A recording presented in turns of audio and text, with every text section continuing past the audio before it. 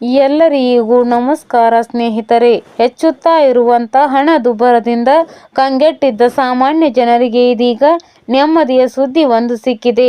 ಅಗತ್ಯ ವಸ್ತುಗಳಲ್ಲಿ ಒಂದಾದ ಅಡುಗೆ ಎಣ್ಣೆ ಬೆಲೆಗಳಲ್ಲಿ ಇದೀಗ ಗಣನೀಯವಾದ ಇಳಿಕೆ ಕಂಡು ಬಂದಿದೆ. ಇನ್ನು ಹಬ್ಬದ ಋತುವಿನಲ್ಲಿ ಕುಟುಂಬದ ಬಜೆಟ್ಗೆ ದೊಡ್ಡ ಆಸರೆ ಕೂಡ ಇದಾಗಿದೆ.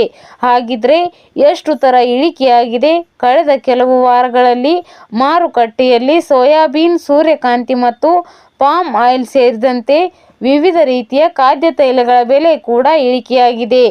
ದೇಶಾದ್ಯಂತ ಎಲ್ಲರ ಮಾರುಕಟ್ಟೆಯಲ್ಲಿ ಇದರ ಪರಿಣಾಮ ಗೋಚರಿಸ್ತಾ ಇತ್ತು. ಹಿಂದೆ 1 ಲೀಟರ್ಗೆ 120 ರಿಂದ 130 ಅಡುಗೆ ಎಣ್ಣೆಯ ಬೆಲೆ ಈಗ 110 ರಿಂದ 120 ನಡುವೆ ಲಭ್ಯವಾಗ್ತಾ ಇದೆ. ಇನ್ನು ತೈಲದ ವಿಧ ಪ್ರತಿ ಲೀಟರ್ಗೆ ಇಳಿಕೆಯಾಗಿದ್ದು, ಸೋಯಾಬೀನ್ ಎಣ್ಣೆಗೆ 2 ರೂಪಾಯಿ ಇಳಿಕೆಯಾದರೆ ಇನ್ನು ಸೂರ್ಯಕಾಂತಿ ಎಣ್ಣೆಗೆ 6 ರೂಪಾಯಿ, ಅದೇ ರೀತಿ ಪಾಮ್ ಆಯಿಲ್ಗೆ 5 ರೂಪಾಯಿ ಇಳಿಕೆಯಾಗಿದೆ.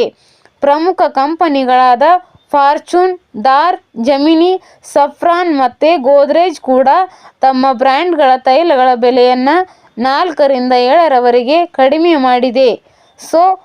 ಖಾದ್ಯ ತೈಲಗಳ ಬೆಲೆ ಕಡಿಮೆಯಾಗಲು ಪ್ರಮುಖವಾಗಿ ಅಂತಾರಾಷ್ಟ್ರೀಯ ಮಾರುಕಟ್ಟೆಯಲ್ಲಿ ಇದೀಗ ಸ್ಥಿರತೆ ಕಂಡು ಬಂದಿರುವುದು ಕೂಡ ಕಾರಣವಾಗಿದೆ.